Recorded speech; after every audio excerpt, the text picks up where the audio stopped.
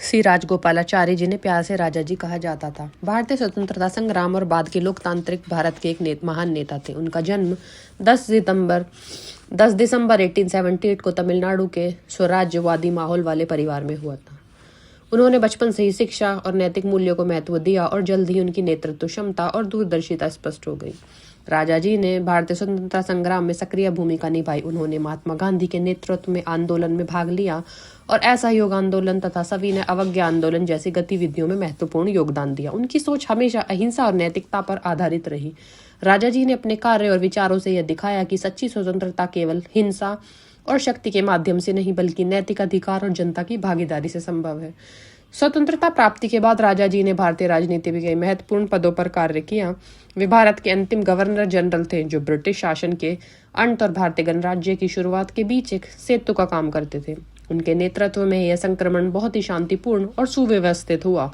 उन्होंने अपने कार्यकाल में लोकतंत्र और संविधान के सिद्धांतों को सुदृढ़ करने पर विशेष ध्यान दिया।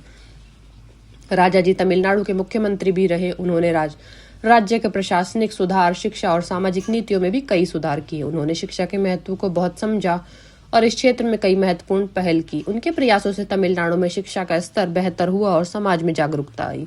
राजा जी ने अपने राजनीतिक जीवन में हमेशा नैतिकता, स्वतंत्रता और न्याय को सर्वोपरि रखा।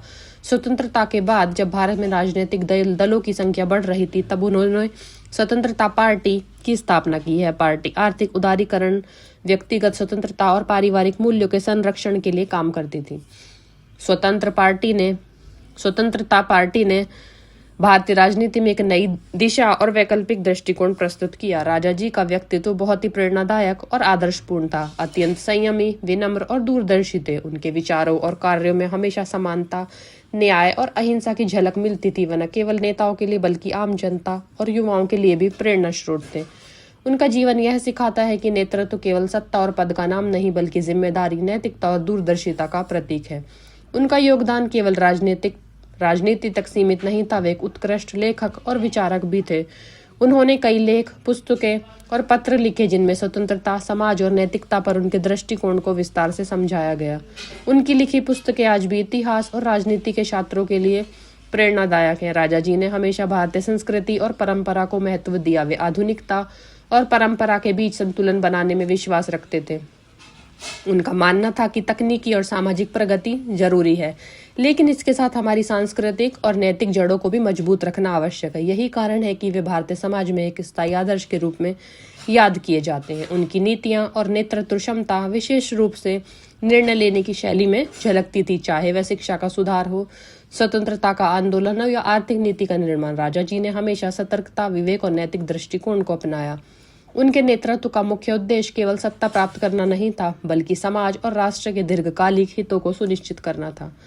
राजा जी की लोकप्रियता और सम्मान केवल उनके राजनीतिक कार्यों के कारण नहीं थी बल्कि उनके व्यक्तित्व और नैतिकता के कारण भी थी। लोग सिर्फ उन्हें न नेता के रूप में बल्कि एक आदर्श नागरिक और समाज सुधारक के रूप में भी देखते थे। उनका जीवन यह सिखाता है कि सच्चा नेतृत्व केवल पद और शक्ति से नहीं आता बल्कि चरित्र, नैतिकता और जनता के प्रति समर्पण से आता है।